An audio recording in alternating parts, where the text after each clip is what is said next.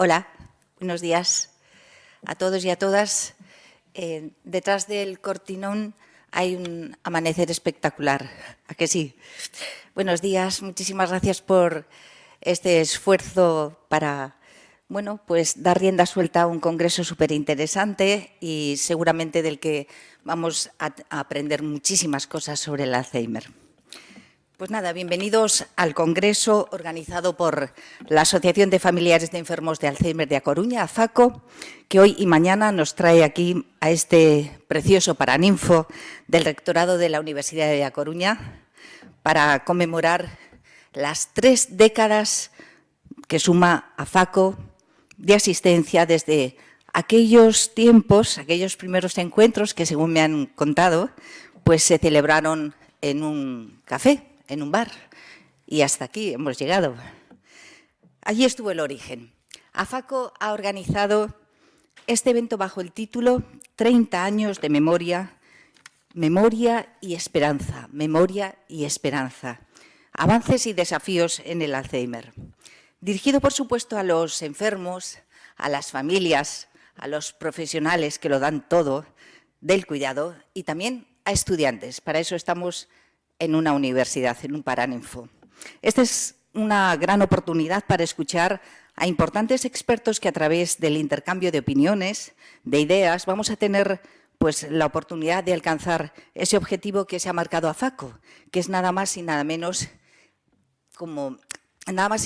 algo tan importante como es la formación, la visibilidad pública centrada en la difusión del conocimiento desde distintas vertientes.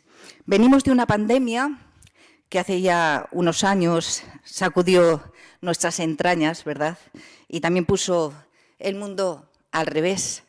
El Alzheimer es una pandemia, sí, una pandemia silenciosa, lo sabemos.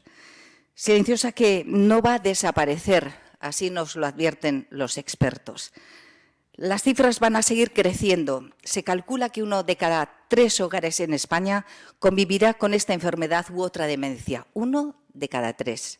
Como los datos muchas veces nos ayudan a situarnos, al menos así lo pensamos los periodistas, sepan que se estima que en Galicia hay más de 70.000 personas con algún tipo de demencia, con algún tipo de dolencia de este tipo.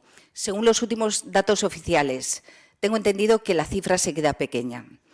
En el área sanitaria de A Coruña, donde nos encontramos, se registran en torno a unos 7.000 casos. Y ojo, porque en este punto no hay que obviar que hay muchas personas que no tienen todavía un diagnóstico y son demasiadas veces pues las situaciones en las que las familias, los usuarios, tardan incluso a veces años en tener ese diagnóstico, ese nombre y apellido que digo yo a la enfermedad. Bueno, pues en esto las mujeres merecen una mención aparte, porque quienes trabajan en este ámbito alertan de que existe discriminación, y yo añado también. Ellas, en términos generales, tardan más en ser diagnosticadas en una demencia porque la consulta se achaca pues, a otras cosas. Damos paso en este 30 Congreso de AFACO, esta cita, este encuentro que nos une hoy, a la primera mesa redonda del evento. Muchas gracias a los participantes por abrir este encuentro. Esta mesa redonda se titula Diagnóstico y primeras intervenciones. Modera Celia Pérez, que es presidenta del comité científico. Celia es neuróloga, trabaja en el CHUAC, y le acompañan Alberto Freire, médico de atención primaria. Él es el responsable del área de neurología de la Sociedad Española de Médicos Generales y de Familia. María Jesús Lago, responsable del Servicio de Trabajo Social del área sanitaria de Vigo. Javier Sardiña, psicólogo clínico del CHUAC. Es especialista, Javier, en psicología clínica y forma parte del Consejo Xeral de Psicología. Y Marta Saavedra, neuróloga. Ella desarrolló su labor en el Complejo Hospitalario Universitario de Santiago, en el CHUVI, en el Complejo Hospitalario de Compostela. En la actualidad coordina la Unidad de Demencias del Complejo Hospitalario Universitario de Vigo. Decía de Compostela, quiero decir de Vigo. Dicho esto, vamos a escucharles con mucha atención. Sus opiniones son de enorme interés, así que les cedo la palabra. Adelante.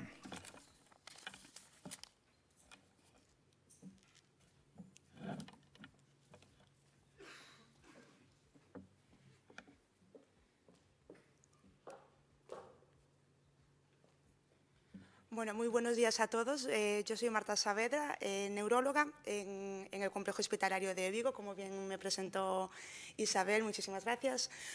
Antes de nada, daros las gracias por la invitación, por contar conmigo en el día de hoy y daros a la organización la enhorabuena por el exhaustivo programa que habéis organizado, que tiene abarca los puntos de vista de diferentes especialistas y que creo que es importante abordar en esta enfermedad.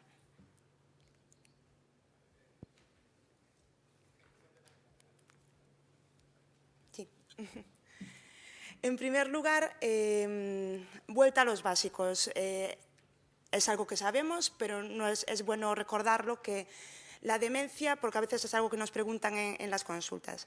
La demencia es un término genérico que hace referencia a un grupo de enfermedades que se caracterizan por la falta de memoria, también la falta de otras capacidades cognitivas y alteraciones de la conducta, y que interfieren a las personas que lo padecen a realizar sus actividades cotidianas del día a día.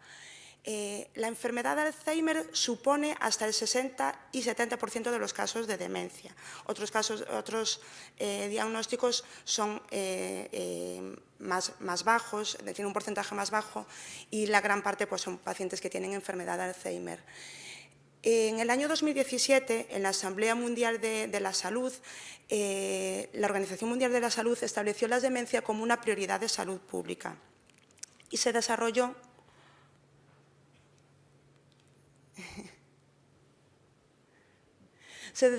el Plan de Acción Mundial de Salud Pública, la respuesta de la salud pública a la demencia.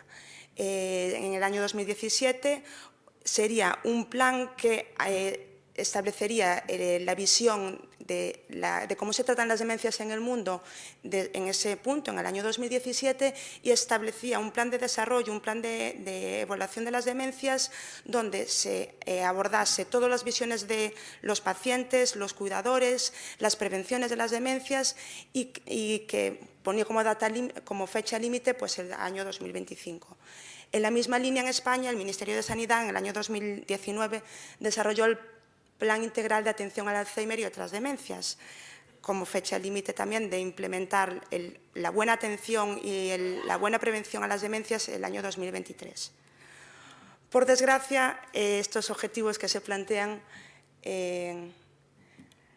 sabemos en carne propia que están muy lejos de implementarse, y en el año 2025 un informe presentado a la Organización Mundial de la Salud, pues parece que los países miembros estábamos muy lejos de llegar a los objetivos que se planteaban en el Plan de Acción Mundial, sobre todo en países de bajos ingresos, de bajos y medianos ingresos, donde las demencias todavía es un reto de asistencia y de atención, y no estamos a la altura todavía de todos los desafíos que se plantea la demencia a día de hoy. Un estudio de este año, del año 2025, un estudio MAPEA, es un estudio epidemiológico español que nos acerca a la realidad de la práctica clínica y de la atención a las demencias, sobre todo de la enfermedad de Alzheimer, pues también nos da una visión y una observación de que todavía fallamos en muchos niveles, a todos los niveles asistenciales de atención a los pacientes con enfermedad de Alzheimer. Tanto en la coordinación como planificación, la organización asistencial, pues hay una suficiente coordinación entre servicios, hay un suficiente diagnóstico temprano, hay poca información y poca conciencia social, falta formación específica a los profesionales, faltan recursos y falta acceso al tratamiento de los pacientes con Alzheimer. Pero hablemos en cifras. Isabel al principio nos acercaba un poco las cifras de las demencias y del Alzheimer. ¿Qué impacto tienen las demencias? En el mundo, en el año 2015, la Organización Mundial de la Salud hablaba de 50 millones de afectados por demencias y la gran mayoría enfermedad de Alzheimer. Sabemos que el principal factor de riesgo para desarrollar las demencias es la edad. Con el envejecimiento progresivo de la población mundial, se prevé que en el año 2050, no falta tanto, esta cifra se triplique y lleguemos pues, hasta los 150 o más de 150 millones de pacientes afectados. Y aún así se estima que son cifras bajas. Es muy difícil estimar cifras por la baja conciencia que existe en algunos sectores y la baja información, entonces se estima que estas cifras incluso pueden ser mucho mayores. En España, en los últimos datos de la Sociedad Española de Neurología se habla de 800.000 personas afectadas de enfermedad de Alzheimer. Se prevé que también con el envejecimiento de la población española, que alcancen en el año 2050 pues hasta casi los 2 millones de afectados. Las demencias y la enfermedad de Alzheimer es una de las principales causas de discapacidad en dependencia de las personas mayores. En el mundo supone el 12% del total de los años vividos con discapacidad debidos a cualquier enfermedad. Y también supone mortalidad. Esos son datos del Instituto Nacional de Estadística español y vemos que en la última década, en las últimas 2 décadas, bueno, no sé si se lee, pero bueno, la gráfica de arriba enseña el número de mortalidad por sexos debidos a demencia. Y vemos que es una escala que no para de crecer. No sé si esto tiene puntero. Bueno, las gráficas de abajo son datos del año pasado, de 2024, donde la principal causa de mortalidad en España, y lo vemos ocurriendo desde la pandemia del COVID, la principal causa de mortalidad son las demencias en las mujeres. Y concretamente en Galicia, en ambos sexos, la demencia ya es la primera causa de mortalidad en el año 2024. Y a pesar de esos volúmenes, es una enfermedad que aún a día de hoy está muy infradiagnosticada, como se iba adelantando. Hay datos que hablan de que del 50 al 70% de los pacientes no están diagnosticados, padecen una demencia y no están diagnosticados ni consta en su historial.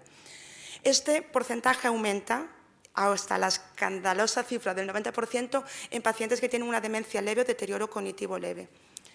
Y una gran mayoría de los pacientes, hasta el 70% en algunos estudios, se diagnostican en fases avanzadas de la enfermedad, donde ya el manejo ya es muy limitado. Y aún así, los pacientes que se diagnostican, en la mayoría de los casos nos establece un diagnóstico etiológico, se establece el cuadro de demencia y no se establece el diagnóstico etiológico, con lo que ello conlleva a un peor manejo, quizá.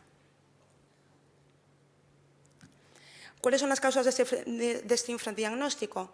Pues todavía existen estas cosas, todavía existe un alto desconocimiento de la población general de las diferencias entre un proceso de envejecimiento normal y el inicio de un deterioro cognitivo. La creencia errónea de que padecer una demencia es una consecuencia irreversible de la edad. No es una consecuencia irreversible de la edad. Y deberíamos desterrar ya el concepto de demencia senil. Demencia senil no es una enfermedad, no es una consecuencia del envejecimiento. Existe un envejecimiento saludable y un envejecimiento que es patológico. Luego el miedo y los estigmas, el miedo de que me diagnostiquen, el miedo de padecer una enfermedad que todavía tiene muchísimo estigma social.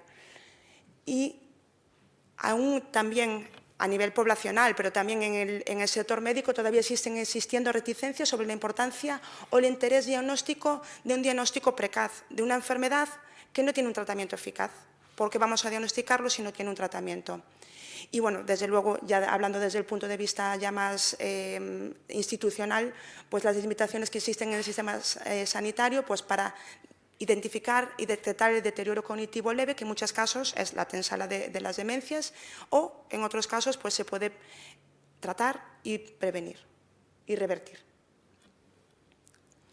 Y esta diapositiva es bastante conocida porque es de un estudio que se hizo en el año 2020, un estudio de una comisión del Lancet, donde es verdad que la edad es inevitable y es el factor de riesgo principal para padecer demencias y para padecer Alzheimer, pero existen varios factores de riesgo que están relacionados con el desarrollo de demencias y que se puede prevenir, que se pueden trabajar sobre ellos para prevenir pues, hasta el 40% de las demencias.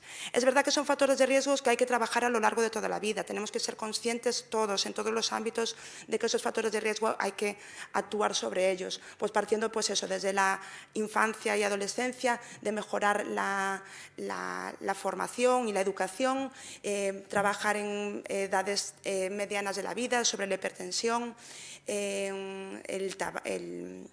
la depresión, el fumar, la integración social y también en etapas finales de la vida. Y bueno, que es una cifra muy importante de demencias que se pueden prevenir trabajando en todos estos aspectos. ¿Por qué se puede beneficiar los pacientes y las personas de un diagnóstico temprano? ¿Por qué insistimos en esto? Porque, bueno, en primer lugar, se pueden identificar causas que son tratables y reversibles. A veces un déficit de vitaminas, un mal funcionamiento tiroideo, pues nos puede dar los inicios o síntomas de deterioro cognitivo que se puede tratar. Evitar la incertidumbre del paciente y de los cuidadores. ¿Por qué está ocurriendo esto con mi familiar? ¿Por qué me está ocurriendo esto? Darles información, darles el poder, pues es evitar esa incertidumbre y poder trabajar sobre ello. Se puede establecer planes de tratamiento activos, pues la prevención de factores de riesgo vasculares, sobre todo en las demencias vasculares, trabajar en estimulación cognitiva, el ejercicio físico se ha visto que mejora y mantiene a los pacientes independientes durante mucho tiempo, trabajar en actividades sociales y tratamientos específicos, los tratamientos que estamos utilizando ahora, que se demuestra que son especialmente eficaces en las fases tempranas de las demencias, deterioros cognitivos leves, demencias leves, y porque empezamos a hablar, están aprobados fármacos que se habla que modifican la enfermedad y que solo se pueden tratar en fases iniciales de la enfermedad de Alzheimer. También podemos establecer, cuando se diagnostica, medidas de seguridad. Pacientes que son muy vulnerables y que podemos trabajar en estas medidas de seguridad, pues prevenirlos a que tengan accidentes de conducción con el uso de armas en deportes de riesgo, que no sean objeto de abuso y de maltrato. Y prevención pues, para las pérdidas, equivocarse con los tratamientos, prevenir alteraciones de conducta, caídas o la soledad. Un diagnóstico temprano también hace que los pacientes puedan se puedan seleccionar para investigación y en ensayos clínicos. Que el paciente en fases tempranas, donde todavía tiene capacidad de decisión, pueda tener autonomía en la toma de decisiones y establecer pues, el apoyo a los cuidadores desde las fases más iniciales y tomar ese rol de cuidador. Y tenemos a día de hoy herramientas para un diagnóstico, ya no solo ese diagnóstico sindrómico de demencia, tenemos herramientas para un diagnóstico de precisión. Se puede detectar el Alzheimer, podemos detectar con bastante precisión, no solo limitándonos al criterio clínico del observador, sino que tenemos criterios objetivos a través de pruebas diagnósticas de que estamos ante realmente una enfermedad de Alzheimer. Análisis de líquido cefalorraquídeo, análisis de pruebas de imagen con los PET de amiloide y, más recientemente, pero es algo que facilita muchísimo el diagnóstico, pues son los marcadores a través de un análisis de sangre, biomarcadores plasmáticos. Según datos de la Sociedad Española de Neurología, a día de hoy, menos del 20% de los pacientes de los diagnósticos de Alzheimer se han realizado en base al uso de los marcadores. Y la SEM propone aumentar el uso de los biomarcadores para el diagnóstico de Alzheimer en al menos el 80-90% de los casos en los próximos años para identificar bien a los pacientes que se pueden beneficiar de los dos nuevos fármacos que están recientemente aprobados por la Agencia Europea del Medicamento. Porque sí, desde hace un año se han aprobado dos medicamentos que por primera vez estamos hablando de modificar el curso de la enfermedad. Parece ralentizar, y es una palabra que se nos pregunta todos los días en las consultas, ¿qué podemos hacer para ralentizar el avance de la enfermedad? Pues estos fármacos tienen unos resultados muy prometedores, pues que se hablará a lo largo de la mañana, pues de sus peculiaridades, pero que parece que tienen unos buenos resultados en cuanto a ralentizar la enfermedad de Alzheimer. Y bueno, si me dais nada, una pincelada breve, si me permitís, quería hablar también un poco de nuestro ejemplo en Vigo. En Vigo, nuestro plan de acción. En Vigo se ha desarrollado una unidad de demencias que yo, en este caso, me considero una recién llegada, llevo relativamente poco tiempo en la unidad, pero que es algo que se viene trabajando, pues eso, desde el año 1999, en el Plan Galego de Atención al Enfermo de Alzheimer y otras demencias. Mi predecesora, la doctora María José Moreno, sabe bien los crebaderos de cabeza que tuvo trabajar sobre todo esto, pero bueno, al final, en el año 2022, previo un programa piloto en el año 2019, se pudo abrir la unidad de demencias, que está situada en el Hospital de Meixoeiro de Vigo, donde se atiende a todo el área sanitaria, 23 servicios de atención primaria, actualizando pues, los protocolos de asistencia y dando prestación pues, a los pacientes con deterioro cognitivo y enfermedad de Alzheimer. A día de hoy es una unidad multidisciplinar, participamos 3 neurólogos, tenemos enfermería neurológica, una neuropsicóloga, una trabajadora social que compartimos con otros servicios y un administrativo. Y nos coordinamos muy cercanamente con psiquiatría, la unidad de psicogeriatría y psiquiatría sociosanitaria. Y este es el circuito de los pacientes, de cómo nos llegan los pacientes a nuestras consultas en Vigo. Recibimos pacientes pues de las propias consultas de neurología general, de psiquiatría, de geriatría, de medicina interna, pero sobre todo de donde recibimos pacientes desde la atención primaria. Son múltiples los estudios que hablan de que la atención primaria, la atención comunitaria es clave en la detección, en la prevención y la detención de las fases iniciales y, bueno, posteriormente el seguimiento pues para derivarnos y detectar estos pacientes con deterioro cognitivo para que nos puedan llegar a nuestras consultas de neurología y ser bien diagnosticados, pues como os decía. Este es el protocolo que tenemos con atención primaria, donde los pacientes de atención primaria reciben en primer lugar al paciente que hacen la primera anamnesis, se descartan causas secundarias de deterioro cognitivo, pues como pueden ser tratamientos que pueden estar influyendo en el deterioro cognitivo, retirar aquellos que tengan efectos negativos sobre la cognición, se solicita un análisis completo pues, para detectar casos de alteraciones orgánicas que puedan dar el deterioro cognitivo y se solicita un TAC cerebral. El médico de atención primaria evalúa estos resultados y se puede encontrar ante varias situaciones. Bueno, el médico de atención primaria en conjunto con enfermería de atención primaria, porque también la exploración incluye pues, paso de escalas breves y de funcionalidad cognitiva Vale. El médico de cabecera se puede encontrar en varios escenarios, pues bien que el deterioro cognitivo sea secundario a algo tratable, algo que sea tratable por otros servicios o que sean unas quejas subjetivas y los pacientes cuando evidentemente se encuentran ante deterioros cognitivos leves o demencia, pues son estos pacientes que no llegan a nuestras consultas. Por tanto, atención primaria deriva directamente a la unidad de demencias. Aquellos pacientes que tienen deterioro cognitivo leve y demencia, en los que se han descartado enfermedades tratables o causas secundarias y son pacientes que nos llegan habitualmente ya con análisis y con TAC cerebral. Este es el checklist que se tiene que cubrir desde atención primaria, pero bueno, básicamente es cumplir estos criterios. Se les informa a los pacientes de que intentamos que las consultas sean bien rentables y que los pacientes vengan acompañados de informadores fiables, de que los pacientes pues, vengan en condiciones para ser evaluados, porque intentamos... Eso sería un poco lo que se realiza en la consulta en la unidad de demencias. Es una consulta que hacemos mano a mano con enfermería neurológica, donde bueno, pues intentamos... Bueno, nada, quiero decir que la enfermería neurológica no solo atiende a los pacientes, sino que también criba bien los casos donde además se valora un poco la prioridad de atención de los pacientes. Entonces, eso es un poco lo que hacemos en nuestras consultas. Intentamos que sean consultas de acto único. Son consultas largas, pero con muchísima información y con muchísima intensidad. Necesitamos que cada minuto de la consulta se aproveche para que los pacientes y los cuidadores tengan toda la información en su poder al final de la consulta.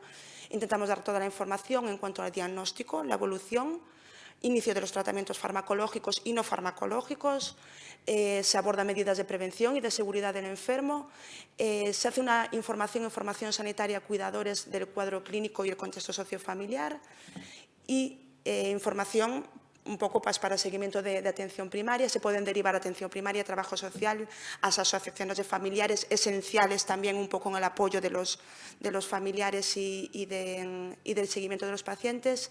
E intentamos proporcionar un informe médico y material formativo en papel para que lo lleven los pacientes y los cuidadores.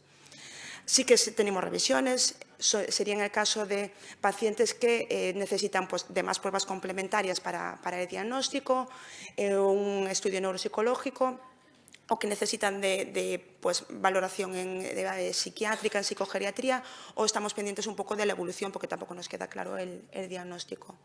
El seguimiento intentamos que sea en atención primaria, pero conjuntamente con atención primaria.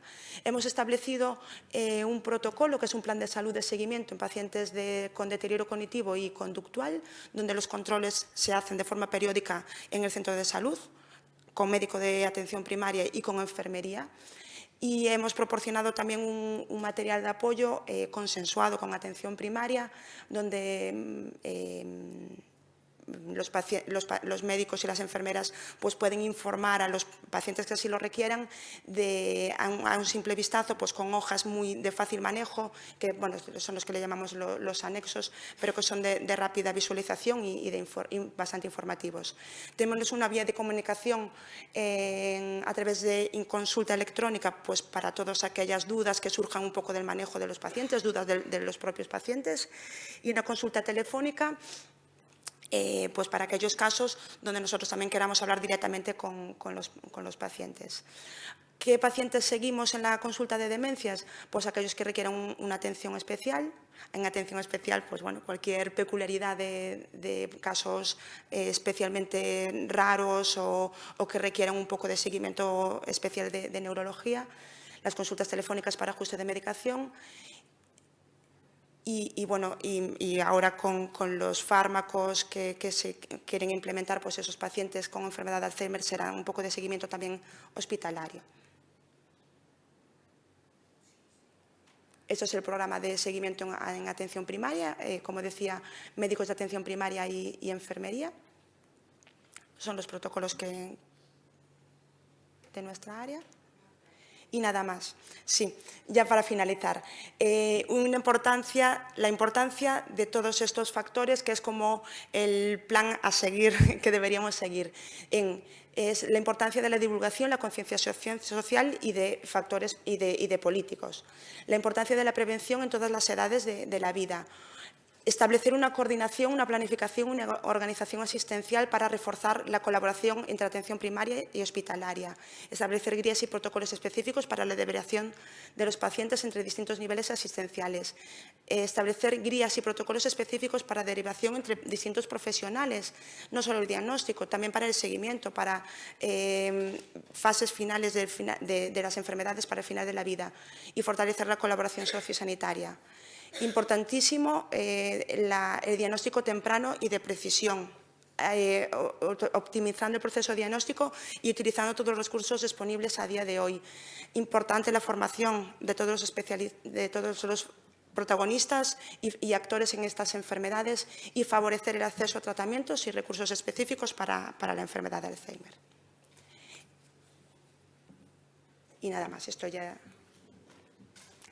Nada, que aunque sea un momento y la enfermedad de Alzheimer todavía siga siendo un poco el ocaso en las fases y un diagnóstico que pueda parecer un ocaso, por lo menos que sea la imagen que ofrecemos y la atención que ofrecemos, una imagen tan bonita como esta de la puesta de sol con la Torre de Hércules. Muchísimas gracias.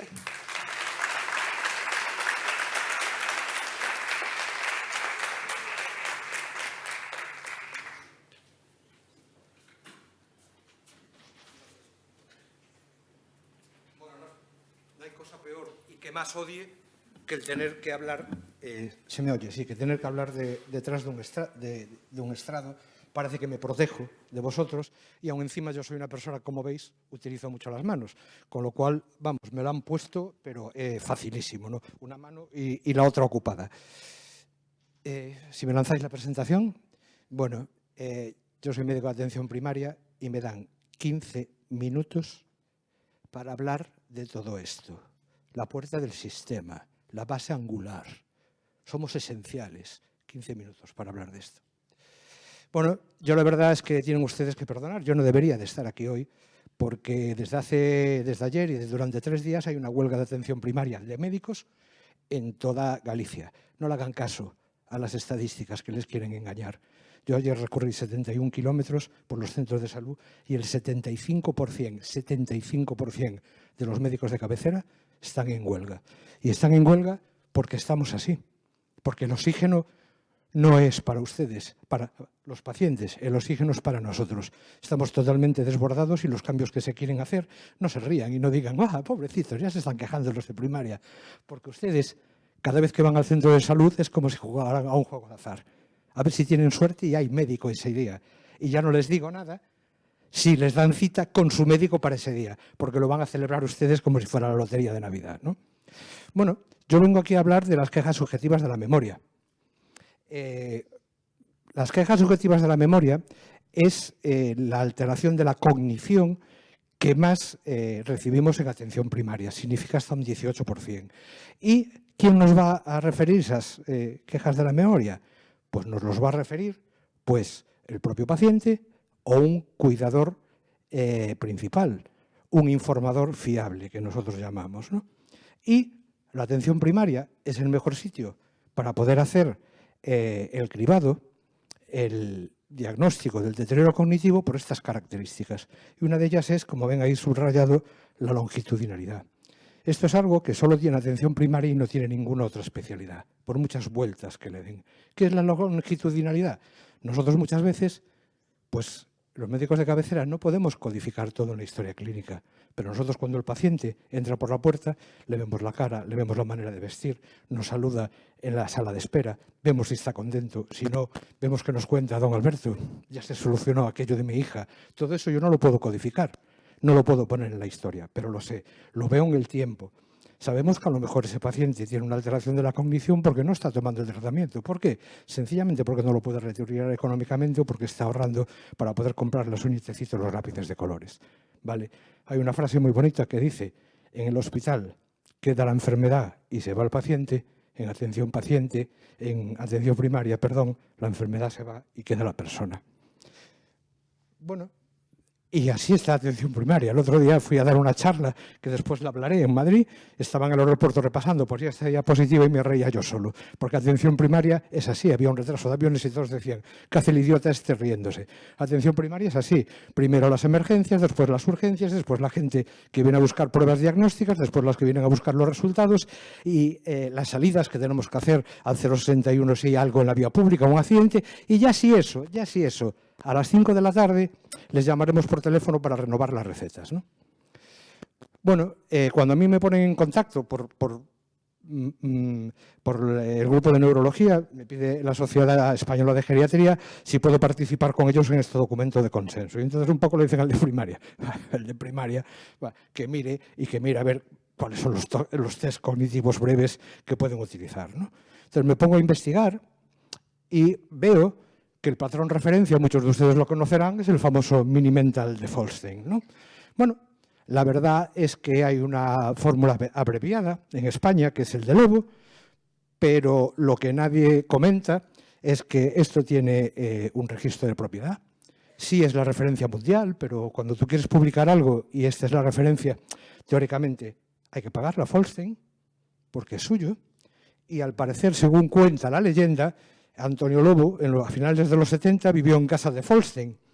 Lobo es otro investigador que hizo una versión abreviada y adaptada. Entonces le dijo, mira, Folstein, esto es muy complicado para el ámbito de España, yo voy a hacer uno más abreviado.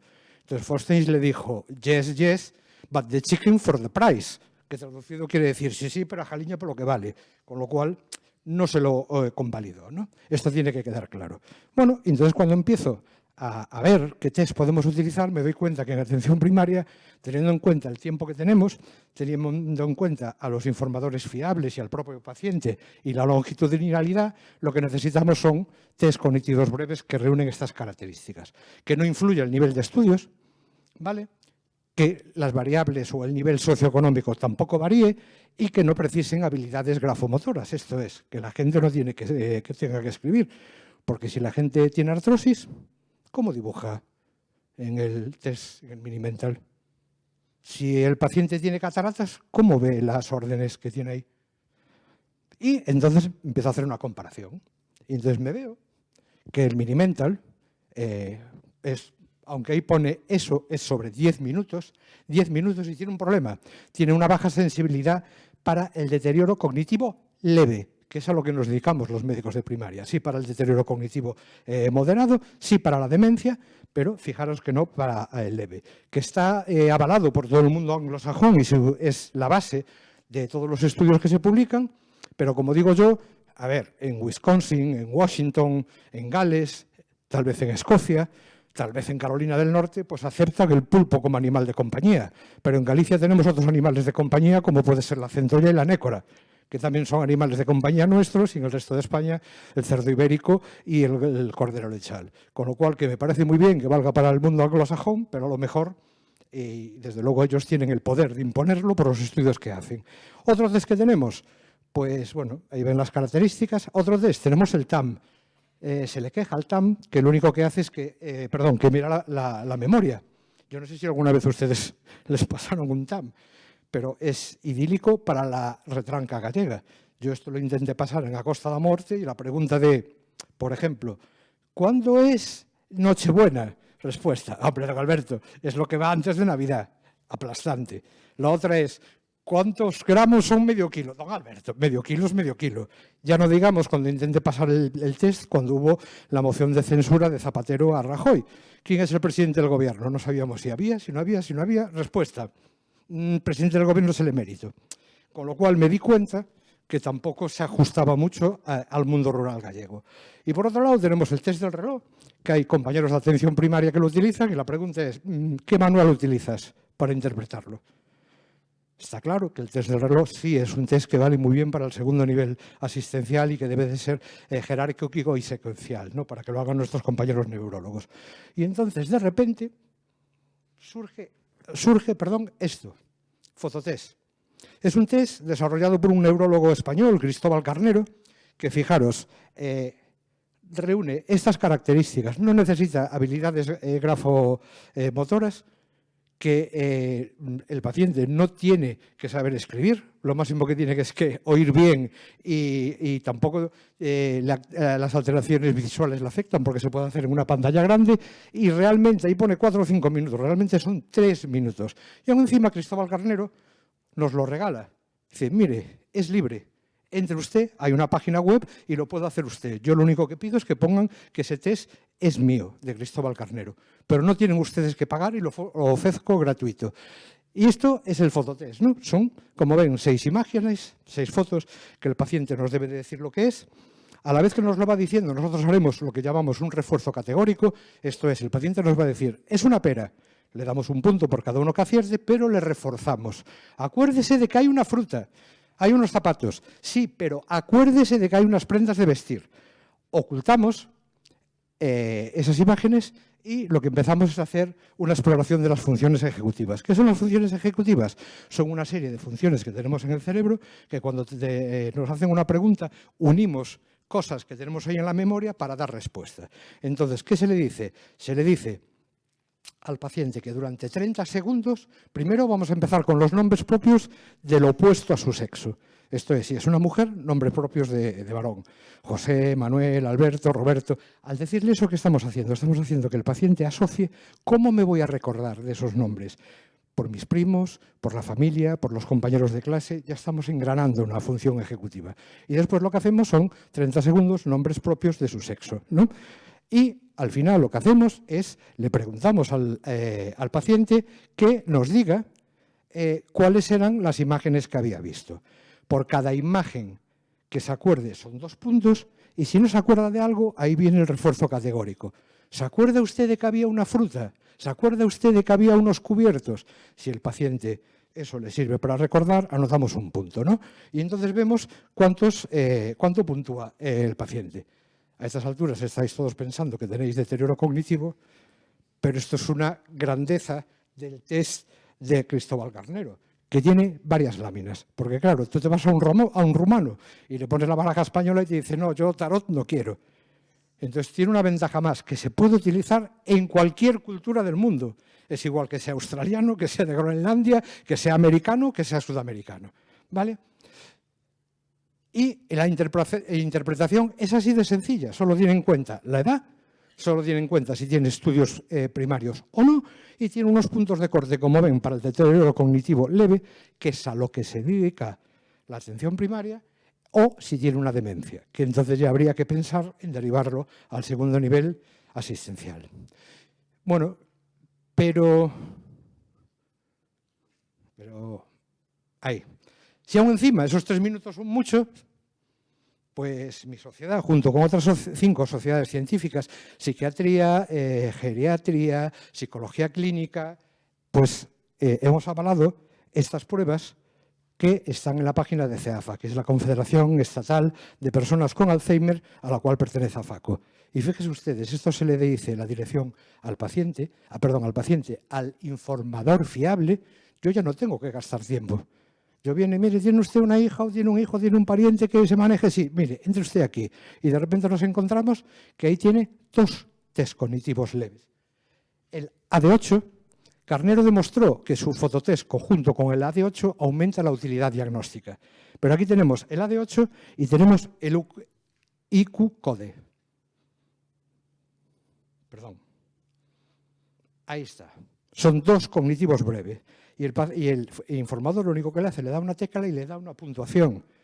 Y ahí tienen ustedes un ejemplo de la puntuación. Este es un paciente mío. Puntuación, me está diciendo que eso no es normal. Puntuación, me dice que ahí no es normal. O sea, este paciente se va a ir a la doctora Pérez, que es mi neuróloga de referencia. Pero se va a ir junto con otra cosa. La diferencia que tenemos entre el deterioro cognitivo leve y la demencia es la afectación de las actividades de la vida diaria. El deterioro cognitivo leve es una zona gris entre un envejecimiento normal y la demencia. ¿Cuál es la diferencia? La diferencia es que el paciente no tiene las actividades de la vida diaria afectadas. ¿Cuáles son las actividades de la vida diaria? Pues son todas esas que nos permiten vivir de manera independiente, tanto física como mentalmente, en sociedad. Que nos permite no solo cocinar, no solo asearnos, sino que nos permite manejar nuestros asuntos económicos, nos permite relacionarlos con los demás y veremos después la importancia que tiene. Y claro, para poder derivarlo al segundo nivel asistencial, no solo tiene que haber un deterioro cognitivo, sino que también tiene que haber una afectación de las actividades de la vida diaria. Y aquí entramos de nuevo, pues, en la imposición que nos hace el mundo anglosajón. Esto es una charla que di exactamente hace una semana en Madrid, online, sobre deterioro cognitivo, junto con una geriatra, que es la doctora Rosa López Monjil, donde había 950 personas conectadas online, tanto de España como de Hispanoamérica. Fíjense ustedes si a los médicos de primaria nos interesa el deterioro cognitivo. Bueno, ¿y por qué estábamos aquí? Porque hemos presentado esto que está de manera gratuita online en la página de MeSociedad. La doctora Rosa López Monjil nos ha cedido sus test para valorar las actividades de la vida diaria. Entonces, se entra, lo puede acceder cualquiera de manera libre y hay 3 test.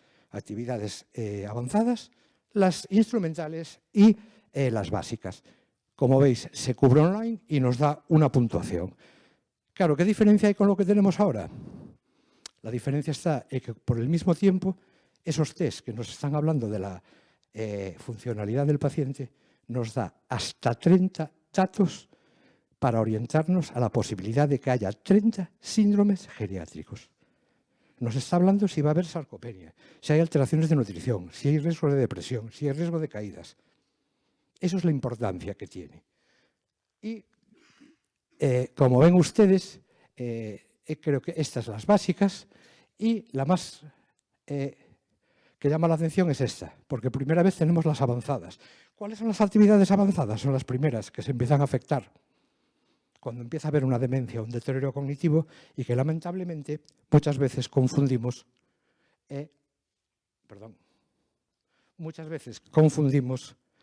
con esto, con la apatía. Muchas veces nos vienen los cuidadores a la consulta a decir, mi madre dejó de hacer cosas, mi padre no sé qué, y los médicos los diagnosticamos como depresión, damos tratamiento, cuando en realidad lo que está ocurriendo es el comienzo de un deterioro cognitivo que puede acabar en una depresión. Y esta es la importancia que tiene, que es la primera vez que los médicos de primaria tenemos escrito un test de actividades avanzadas. Todo esto es gratuito y pueden ustedes entrar en esa página y lo pueden ver.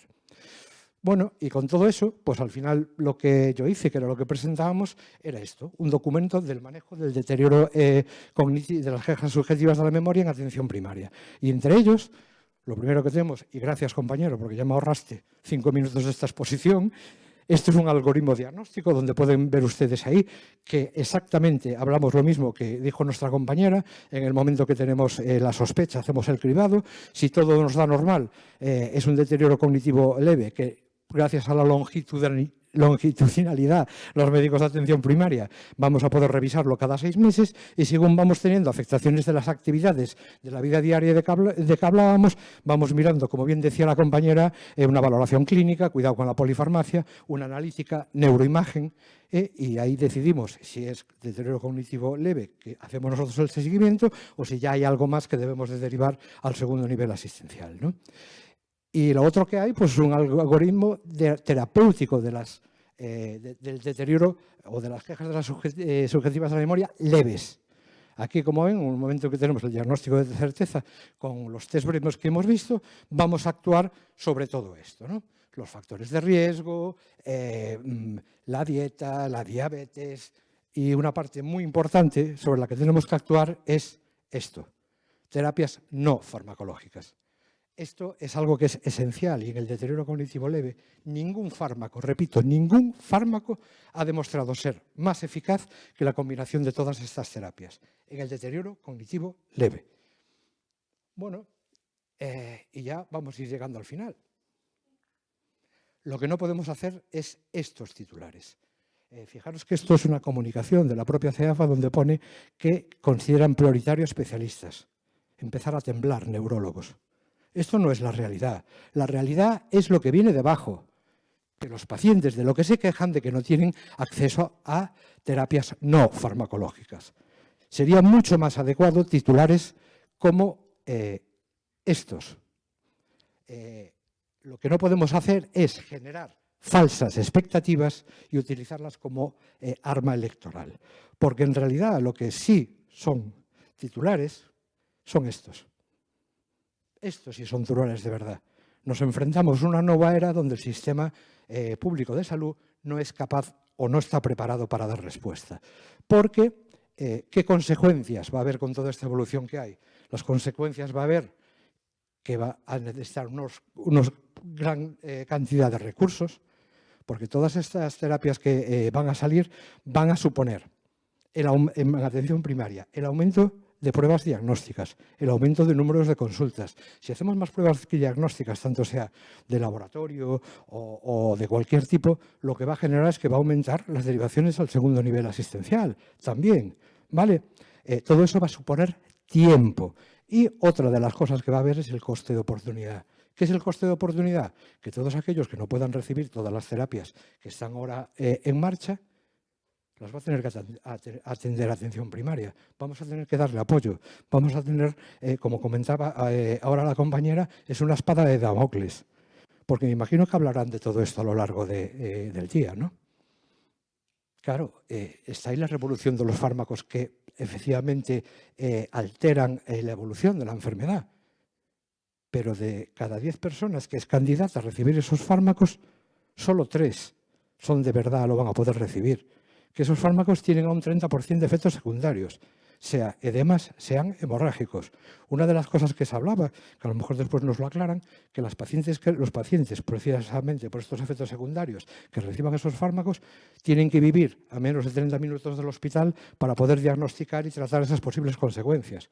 Claro, los que somos de la provincia de La Coruña, el que viva de Carballo para aquí y está cerca del Hospital de La Coruña, muy bien. Mis antiguos pacientes de Costa da Morte, pues a lo mejor ya no lo pueden recibir porque tardan más de 30 minutos en llegar al hospital. Entonces, eso también hay que tenerlo en cuenta, los costes de oportunidad. Bueno, y la solución, yo no la tengo, pero sí lo que tengo muy claro es que tiene que ser multidisciplinariedad, ¿no? Esto tiene que ser algo entre todos, entre todas las especialidades. Y esto tiene que prevalecer en contra de lo que yo llamo esto, que es el despotismo asistencial. ¿Qué es el despotismo asistencial? Y me alegro que se vaya mejorando. Es todo para primaria, pero sin primaria. O sea, todo el mundo, todas las especialidades, sabe y nos dice lo que tenemos que hacer. Nosotros no vamos a decirle al cardiólogo qué es lo que tiene que hacer. Nosotros no vamos a decirle al alergólogo cómo tiene que trabajar. Sin embargo, el resto, todos saben lo que tenemos que hacer nosotros. Todo el mundo nos dice lo que tenemos que hacer, pero nadie nos pregunta. Todo el mundo nos dice que es el Minimental sin que nadie nos diga que hay otros test que son breves y que de verdad se adaptan a la realidad de la consulta de atención primaria. Me alegra ver a mi compañera de Vigo que hablaba ahí de consenso con atención primaria. Es que es la única solución que tenemos. Bueno, y para terminar, ¿qué podemos hacer los médicos de cabecera? Pues podemos hacer lo que ustedes siempre nos dicen o nos echan cara, es recetar. Pero es que muchas veces no tenemos que recetar fármacos. Muchas veces lo que tenemos que recetar es esto. Y por cierto, cuando recetemos estos, por favor, que sea de marca, no que sea el genérico. Muchas gracias.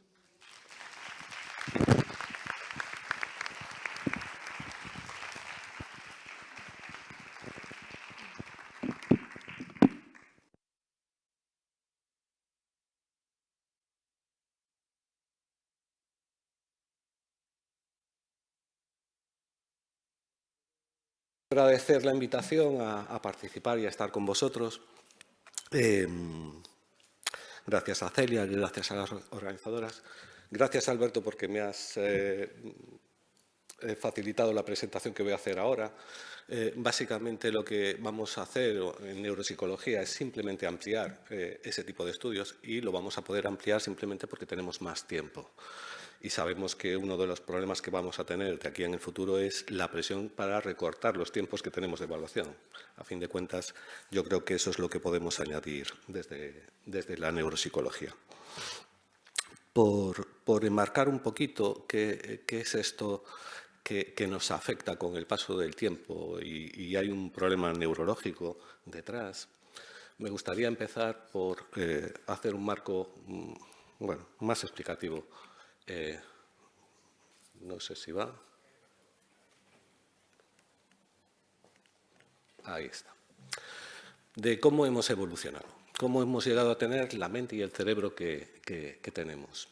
En la evolución de los homínidos se fueron desarrollando en nuestro cerebro diferentes módulos. Un módulo técnico que implicaba el uso de instrumentos y herramientas, el conocimiento del mundo natural, el conceptualizar las cosas en categorías para facilitar la caza, la recolección, y un módulo social que esencial para nuestra especie, ya que sobrevivíamos únicamente en comunidad, en grupos de 100, 150 personas, que tenían que interactuar sin generar demasiado conflicto, porque eso llevaría a ser grupos más pequeños y esos grupos más pequeños tenían mucha más facilidad de extinguirse.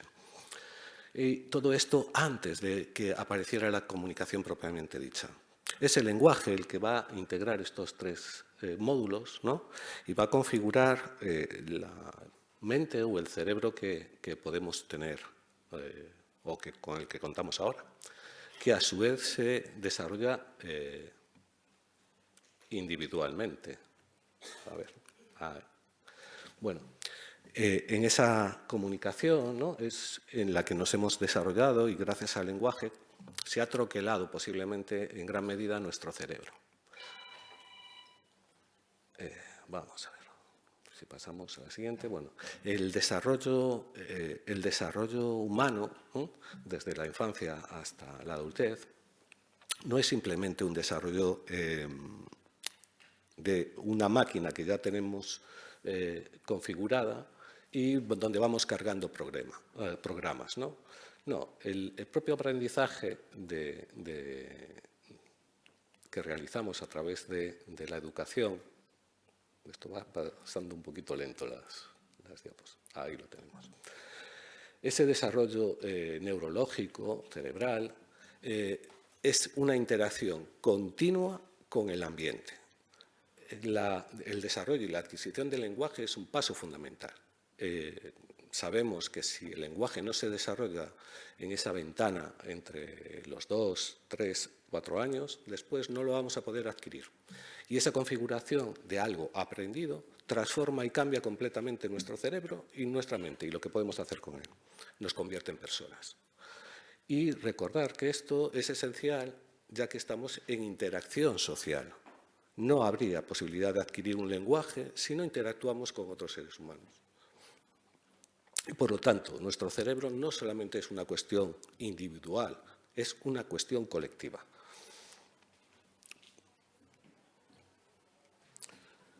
Por seguir la explicación de un compañero mío, dice que nuestro cerebro o nuestra mente es 100% genes, 100% aprendizaje y que para la educación de cualquier niño se necesita toda la tribu. Somos eminentemente sociales. Deciros que lo mismo que ahora es más fácil aceptar el concepto de neurodivergencia con los niños, con trastornos como el espectro autista, el TDAH, donde decimos, bueno, igual esto no es tanto un trastorno, sino una variabilidad neurológica que todos tenemos. Podríamos hablar de la misma manera en el desarrollo cerebral y nuestra mente a lo largo de nuestra vida y en la edad ya cercana a la vejez, ¿no? Donde hay algunas personas que pueden presentar deterioro, también hay algunas personas de las que hablamos que tienen una alta reserva cognitiva.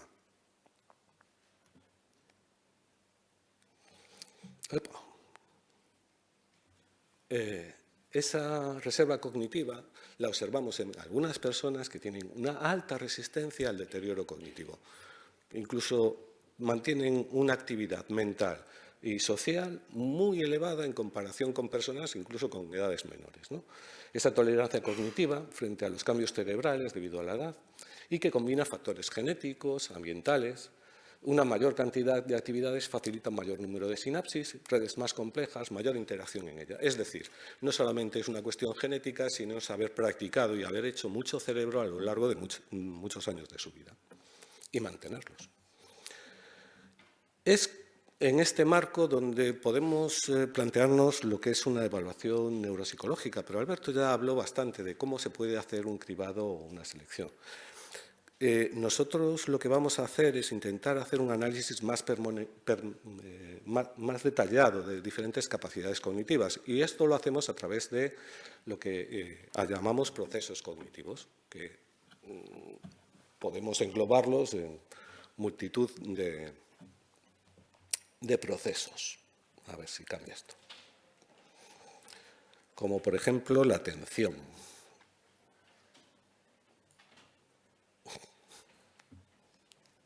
Epa. Como veis aquí, lo que vamos a hacer simplemente es utilizar esos procesos cognitivos como mediadores internos entre lo que es propiamente la neurofisiología del cerebro y lo que observamos desde fuera, que es el comportamiento. Y eso lo hacemos a través de pruebas y test psicológicos, pero sobre todo de la observación del comportamiento del sujeto. Vamos a hacer inferencias sobre esos procesos cognitivos y en base a esas alteraciones o no que podamos encontrar, ponerlo en relación con zonas o redes cerebrales que puedan estar alteradas.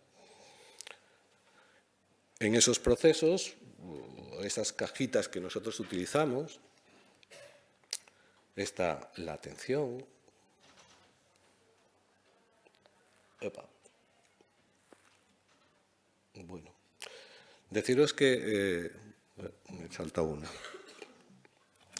Bueno, deciros que para hacer una evaluación neuropsicológica o una evaluación cognitiva de cualquier paciente, hay que tener en cuenta el marco donde se realiza y cómo la realizamos. La fundamental es crear un buen ambiente de evaluación. Y eso es complicado a veces, porque la gente viene con miedo, viene con inquietudes, a veces llega sin saber muy bien a lo que viene. Y lo que intentamos es que en esa entrevista que vamos a realizar, el paciente se sienta lo más tranquilo y confortable posible. Lo hacemos normalmente centrándonos en una entrevista biográfica. Es la información más cercana y accesible que tiene la persona, y normalmente eso implica la percepción de un sentimiento de interés por parte de la persona con la que está haciendo la entrevista.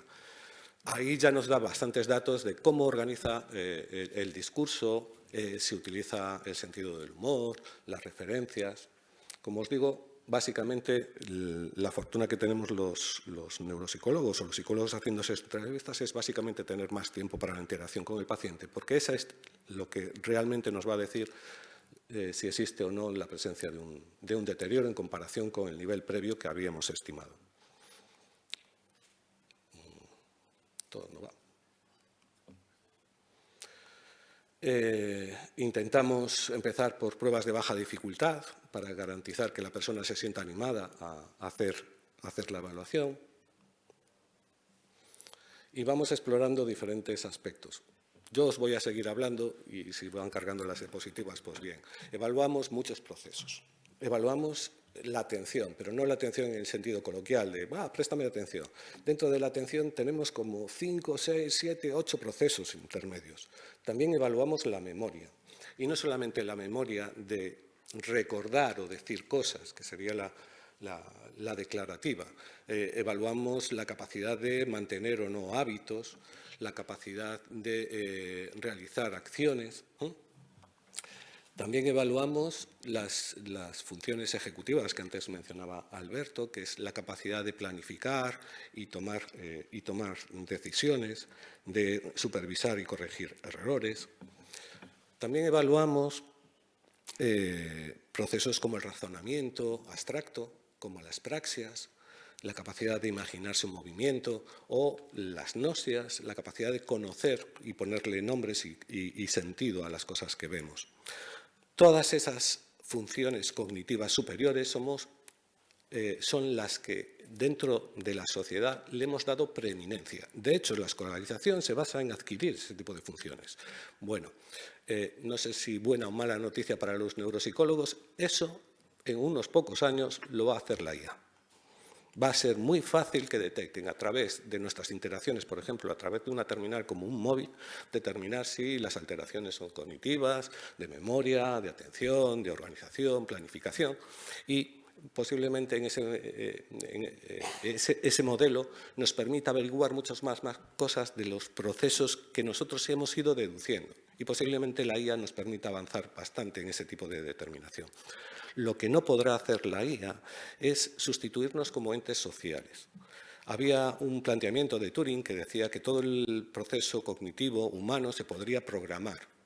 Desde mi punto de vista eso es falso, porque lo que nos caracteriza es que somos entes biológicos, tenemos un propósito, tenemos una serie de elementos condicionables de nuestra propia individualidad o de ser humano como entes biológicos, de estar motivados a hacer cosas, somos propositivos. Somos propositivos y somos sociales.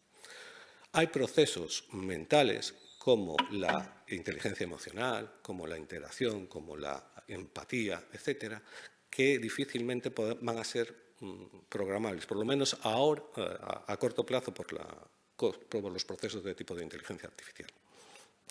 Y ahí volvemos de nuevo al ente social que somos. Lo mismo que hemos conseguido como sociedad dar una preeminencia a los padres y al entorno educativo en el desarrollo de sus hijos, y es un valor social que tenemos, toda la tribu contribuye a la educación de un ser humano, tenemos que conseguir exactamente lo mismo para el acompañamiento de las personas que en un momento determinado tienen un declive cognitivo. Y por eso quiero dar la enhorabuena a Facu de llevar 40 años siendo el miembro de la tribu que nos recuerda eso a todos. Porque realmente si es importante la educación, es tan importante el acompañamiento y aprender a hacerlo. Lo que intentamos al final de las evaluaciones neuropsicológicas es tener en cuenta esos aspectos que va a tener el entorno familiar, que se va a tener que enfrentar a ellos y qué cosas aunque se estén deteriorando ese procesamiento más frío a nivel cognitivo, qué cosas van a permanecer durante más tiempo. Va a seguir la interpretación del tono con el que hablamos, del tacto. Y eso tiene que ser puesto en valor para los cuidadores. No es acompañar únicamente en el proceso de deterioro o de pérdida de alguien, sino es poner en valor, lo mismo que lo ponemos en valor cuando estamos educando y criando a un niño, lo es en el cuidado a una persona que está en un proceso de este tipo. Por eso, para mí, el principal valor que tiene todo lo que podemos hacer desde la sanidad pública, etcétera, es ayudar a acompañar también al paciente y acompañar también a la familia. Y nada más, hasta aquí.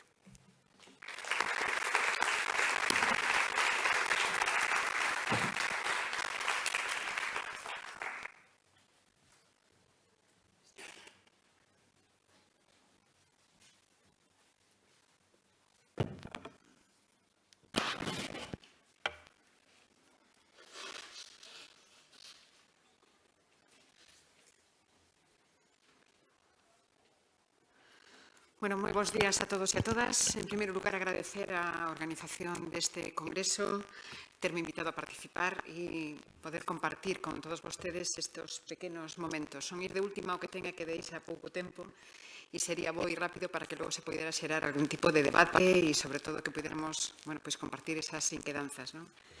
Ben, vou a falar de traballo social. Traballo social vencellado que é o día a día de atención ás persoas en situación de deterioro cognitivo, demencias. Nós, como comentaba a doutora Saavedra, levamos traballando co equipo de demencias cando se empezou con este procedimento no ano 22 e moito antes pola propia dinámica de funcionamento do Servicio de Traballo Social na área sanitaria de Vigo. Ben, nós compartimos como profesión, é unha profesión nova, comparada co ámbito sanitario, temos algunhas eivas importantes e aproveito sempre todos os eventos nos que podo para, se non queixarme, si deixar claro que o traballo social no ámbito da saúde todavía non é considerada unha profesión sanitaria. E isto, como tamén ela ben comentaba, fai que teñamos todavía que compartir espacios e unha traballadora social no ámbito hospitalario ou no ámbito da saúde en xeral teña que compartir varias áreas. Non dispoñemos de recursos nin capacidade suficiente para poder enfocar a nosa función dunha maneira xeral nunha área de traballo, non? A parte de outras moitas cousas. Pero, por aí iremos e seguiremos avanzando. Compartimos como profesión o traballo social moitos principios da bioética. De feito, tamén estamos nos comités de bioética e veremos despois como somos e desenvolvemos funcións tendo uns principios e un marco teórico que se vencella moito ao que as funcións e os propios principios da bioética, o principio de autonomía, de beneficencia, de non maleficencia, de xustiza e, sobre todo, tamén de todo o que é o enfoque dos modelos humanistas. No ámbito das demencias, se nos fixamos nos principios do traballo social definidos no ano 2007, que sí que xa pasaron 20 anos, pero que están plenamente vigentes, compartimos co inserso o principio de autonomía e elección. As persoas con demencia teñen dereito a manter o maior control sobre a súa propia vida e, por iso, as primeiras intervencións que se fagan en calquera ámbito, pero tamén no traballo social, teñen que contar con cales son os desexos, as preferencias, as vontades, as ideas, os principios e o contexto que as persoas que teñen ou empezan con certo deterioro cognitivo ou empezan a ter dificultades para saber cal vai a ser o seu plan de cuidados, podan decidir e podan pensar con antemán, co cual que empecemos a traballar de maneira incipiente ou inicial ten un enfoque moi distinto si acontece o que está pasando neste momento, que traballo social casi sempre chega, si non tarde, con situacións xa moi avanzadas. Principio de participación, desenvolvemento persoal pleno, disfrutar de interaccións sociais positivas. Principio de interdisciplinaridade. As demencias afectan a múltiples esferas e, polo tanto, só se pode enfocar desde unha atención integral e desde unha visión holística, onde todos formemos parte desos equipos xunto coas familias e cos pacientes. Non nos esquezamos desto, vale? Principio de individualidade, aínda que somos iguais en dereitos, cada persoa é un ente distinto e non se pode xeneralizar ningún tipo de intervención. E o principio de inclusión social, unha sociedade non se pode permitir no ámbito que sea que os seus membros non formen parte desa propia sociedade en todo que é o seu desenvolvemento pleno. No traballo social, no ámbito das demencias, traballamos desde un principio de normalización social. As demencias non se chegan nun momento único, definitivo, polo tanto, hai que traballar desde a progresividade. E o que temos que ter claro é que traballamos para o maior grado posible de normalización social. É dicir, esa progresividade nos ten que indicar que temos que ir acompañando esos procesos de cambio e esas necesidades que se van a enfrentar os pacientes e as súas familias, permitindo que se desenvolvan desde o ámbito da normalización social. Todo o mundo quere ter unha vida normalizada. Normalizada é aqueles valores ou principios que xeran as familias no seu contexto social, sea unha vivenza na casa, sea un apoio puntual, sea un apoio máis intenso, sea relacións sociais que se van perdendo, sea, e aí temos que ir acompañando esa progresividade. Intervención social a mínima necesaria, e isto é algo fundamental dos servizos sociais. Todos os que nos dedicamos a isto sabemos que si queremos enfocar esa normalización social será intervir ata donde sea necesario e non facer un uso excesivo da inxerencia na vida das familias. E atención e reorganización dos roles familiares, axudar a comprender a evolución da enfermedade e as súas consecuencias a nivel sociofamiliar.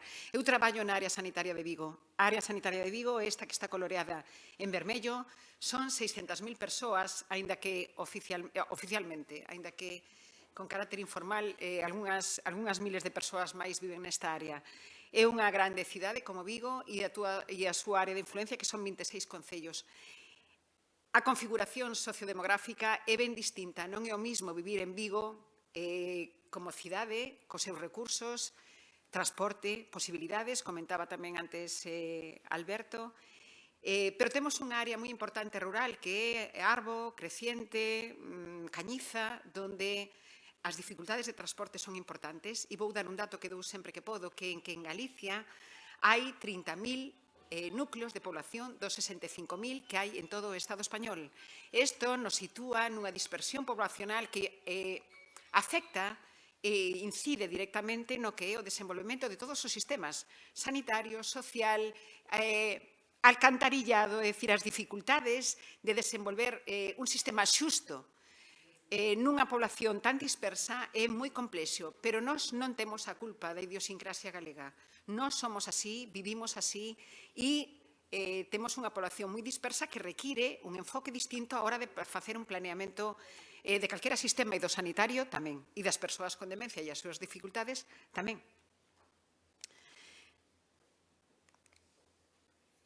Ben, traballamos, me saltei unha, non?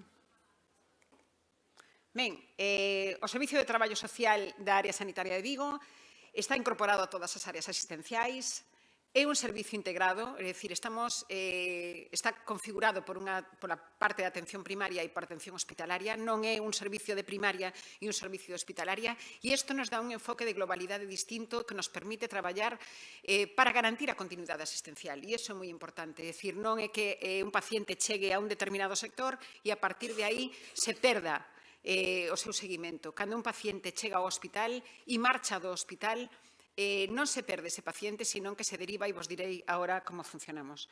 Ben, traballamos conxuntamente ca rede de servicios sociais pública e privada en permanente contacto co movimento asociativo, e aquí está Faga, e sabe que levamos moitísimos anos de contacto periódico con todo o que é a rede, a configuración dos servicios sociais, que é esta, é a pública, a privada e o terceiro sector, non?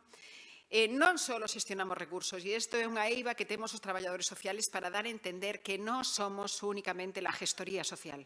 A veces solamente nos acordamos de traballo social cando habrá que tramitarle algo a esta persona. nos estamos esquecendo dunha parte importantísima do traballo social que é acompañar os procesos de cambio, a reorganización dos roles familiares. E isto todavía ten maior importancia cando falamos de deterioro cognitivo, de demencias, de dificultades para o desenvolvemento do día a día e de dificultades para manter esa normalización social e esa forma de vivir, de ser e de estar nas nosas casas e nos nosos entornos.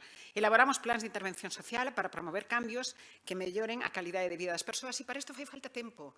Canto antes empecemos a traballar conxuntamente con esas familias e con esos pacientes dentro dese equipo, antes seremos capaces de reenfocar todo este traballo na comunidade, que eu querería reforzar hoxe aquí o papel da comunidade e do desenvolvemento comunitario, do traballo social comunitario e do traballo social sanitario na comunidade. Sin isto non vai haber sistema posible que manteña a situación que se nos ven en riba, non solamente polo avellantamento, sino por todos estes datos relacionados con demencias. É dicir, Galicia é unha sociedade avellentada e la crisis de los cuidados no puede ser un eslogan. La crisis de los cuidados está aquí ya e é un problema serio que teremos que enfocar de unha maneira decidida, con investimento, con cartos, con equipos suficientes e suficientemente formados, porque o que non podemos é chegar á disyuntiva de o tiempo o dinero. Sé que isto suena fatal, pero que hoxe en día, si nos damos conta de como está configurado o sistema de provisión de recursos e apoios, logo de ter superado ou ter abandonado unha situación de apoios familiares das sociedades mediterráneas que xa non é tal, e non temos a provisión de cuidados de un sistema de provisión como os países do norte, estamos nun limbo intermedio onde non hai maneira de sacar adiante ningunha situación de dificultade no entorno familiar. Tede en conta outro dato. En Galicia, 300.000 persoas viven solas ou con outras persoas maiores de 65 anos. E isto é un dato demoledor. A veces as persoas con deterioro cognitivo que se achegan ás consultas son os cuidadores, que son os que están cuidando de persoas con dificultades para manterse no seu entorno sociofamiliar. E isto é moi importante. Ben, en primaria, que facemos? Valoración conxunta co equipo de saúde dos centros, información e orientación acerca de recursos sociais comunitarios básicos, específicos, así como especializados, tramitación de servicios e prestacións de apoio a pacientes, detección de futuras situacións de claudicación ou de cansancio polo impacto do cuidado, que isto é demoledor, ten un coste social, sanitario espectacular e de difícil cuantificación. Si fóramos capaces de calcular a evitación de gasto que se produce no sistema sanitario por non ter un bo sistema de carácter sociosanitario e social, nos daríamos de bruces con unha realidade aplastante. E isto, pois polo que sea, se vai adiando, se vai deixando e non se vai enfocando como se debería, non? Bueno, e a avaliación da idoneidade dos cuidadores. Moitas veces os cuidadores non son capaces, nin teñen as ferramentas, nin os instrumentos, nin os recursos persoais para ser os cuidadores. Ben, no ámbito hospitalario, visitas conxuntas con enfermería, bueno, non, isto é primaria todavía, creo que me saltei unha... Sí, seguimos en primaria. Visitas conxuntas con enfermería, médicos de primaria, isto é fundamental. É dicir, temos que ser capaces de que o equipo de atención primaria entenda que o traballador social forma parte do seu equipo. Pero, e sin ánimo de ubicarme na queixa, eu teño na miña área sanitaria unha traballadora social para 4 servicios de saúde, centros de saúde. Hai unha traballadora social que leva árbol creciente la Cañiza Covelo. E como pode unha compañeira, unha profesional, enfocar isto? Resulta inviable, non? Ben, creación dunha rede de voluntariado especializado en colaboración cas entidades sociais, que é fundamental o apoio que se desenvolve desde o terceiro sector. Información a pacientes e familiares sobre medidas judiciais de apoio. Isto é fundamental e volvo ao tema de ser capaz de, cando é posible, identificar voluntades, preferencias, capacidades, principios. Como querería vostede que se lle coidara se estuvera nunha situación de dificultade? E aquí hai moitísimas figuras, sabedes que a Lei 821, que entrou en vigor no ano 21, reelaborou todo o que son as medidas de apoio e en este momento hai que falar destas cousas cas persoas e cas familias. Ser capaces de explicarlle que hai figuras que, chegado o momento, un pode decidir como e de que maneira quere que o coiden. Hai autocuratelas, hai instruccións previas, que é o testamento vital, chegado un momento de dificultade onde hai unha situación avanzada de enfermedade, como quero que me coiden e de que xeito e con que ferramentas e onde, poderes preventivos, trámites legais varios, patrimonio protegido. É dicir, hai unha serie de figuras legais que non queremos entrar en elas ou simplemente non se toca tocan, non? É dicir, bueno, pois de todo isto hai que falar cando chega o momento do xeito aceitado e os traballadores sociais temos formación suficiente e estamos habilitados, entre outras cosas, como personal funcionario para o desenvolvemento das instruccións previas. E isto hai que tratarlo con naturalidade e con normalidade dentro dun equipo, non solamente o traballador social, pero sí dentro do ámbito da medicina, da enfermería, saber en que situación me podo topar, se evoluciona dunha maneira grave a miña situación e hasta onde quero e onde non quero chegar e de que maneira, non? Seguimento conxunto da evolución dos pacientes.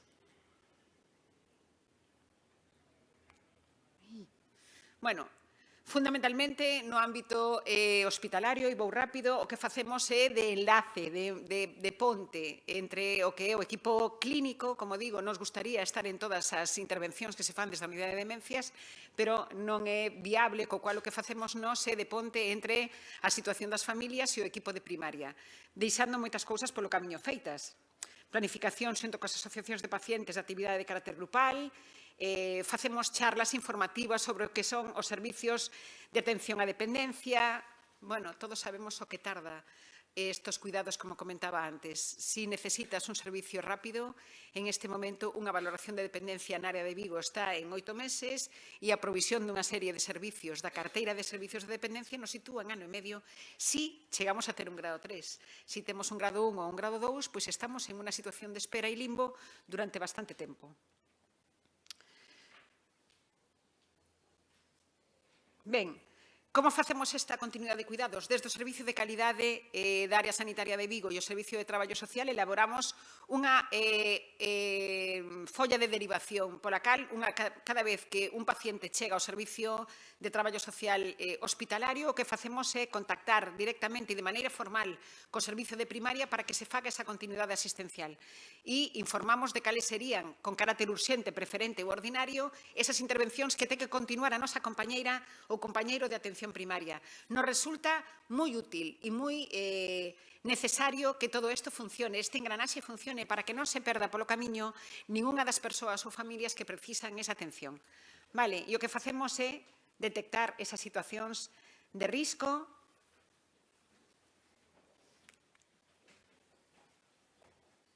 Bueno, ahora.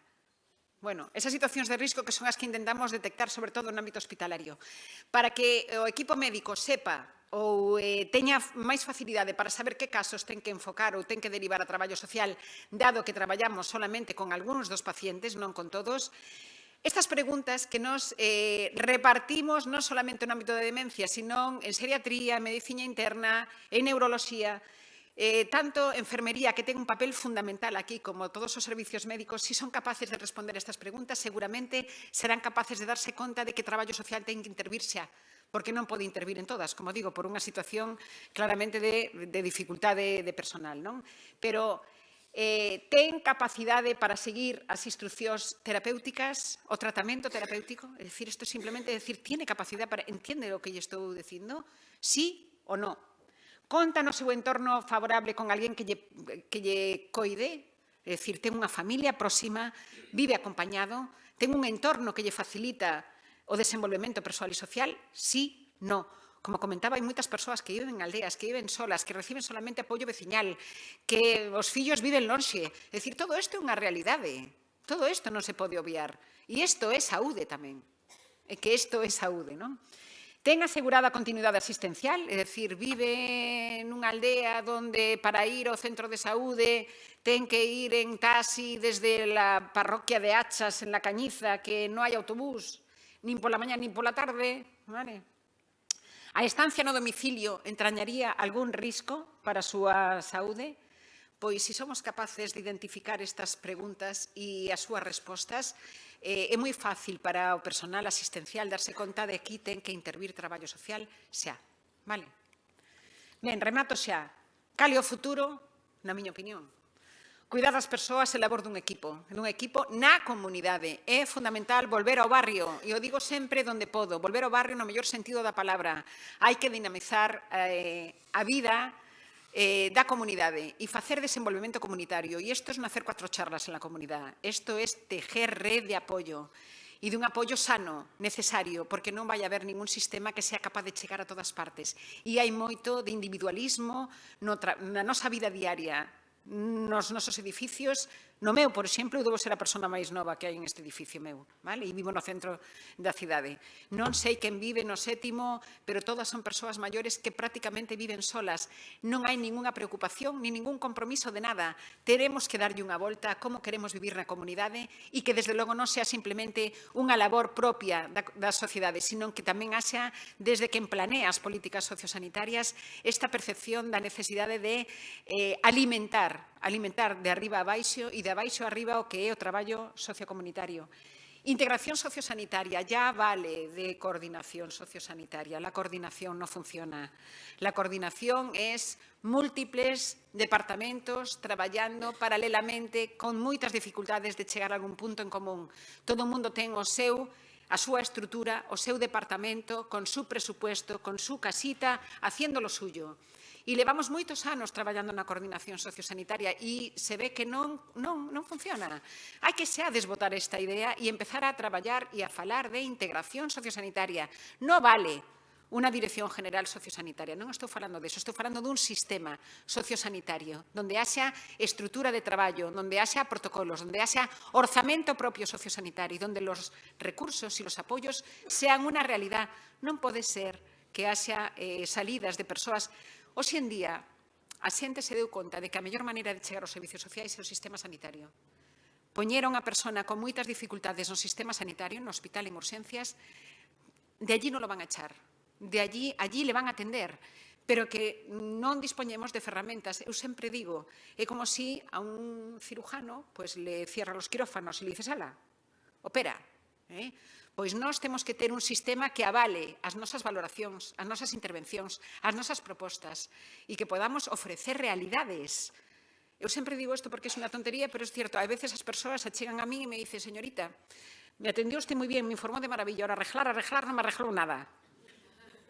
E é triste, pero es que es la verdad. É dicir, non podemos traballar con esta indefinición de a lo mejor, hai que ver cuánto le van a valorar. Non pode ser que todo vaya a través da lei de dependencia. A lei de dependencia está moi ben para algunhas cousas, pero outras requiren rapidez, atención directa, a urxencia. E iso non sempre se dispón.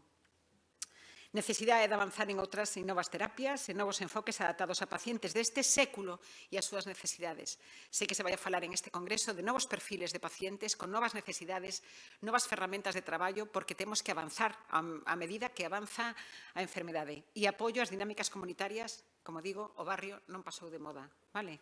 E os plans comunitarios tampouco pasaron de moda. Ali onde funcionan se ve unha comunidade viva, preocupada, comprometida, que enfoca os problemas que hai en esos barrios, non?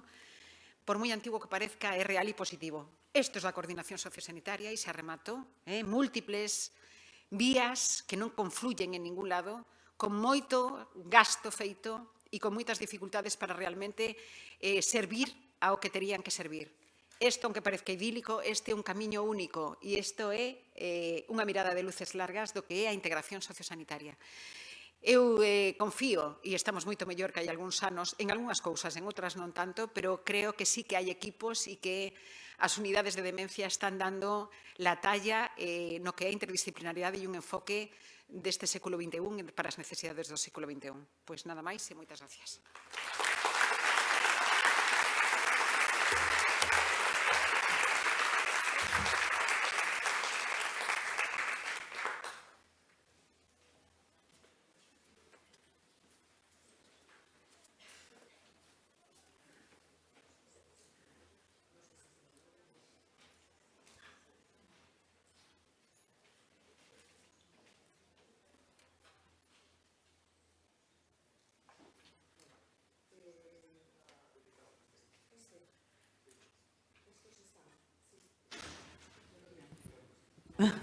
Ahora sí.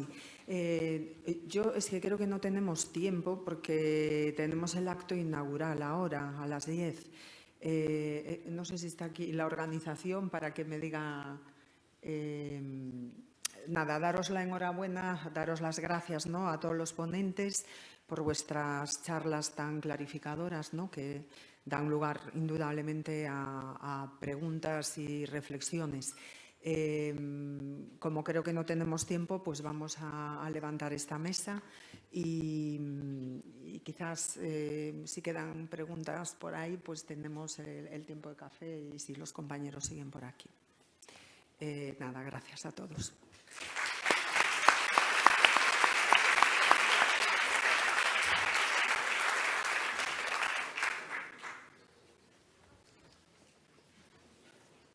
Es igual que nosotros. Nunca fuimos tantos, nunca estuvo la cosa peor.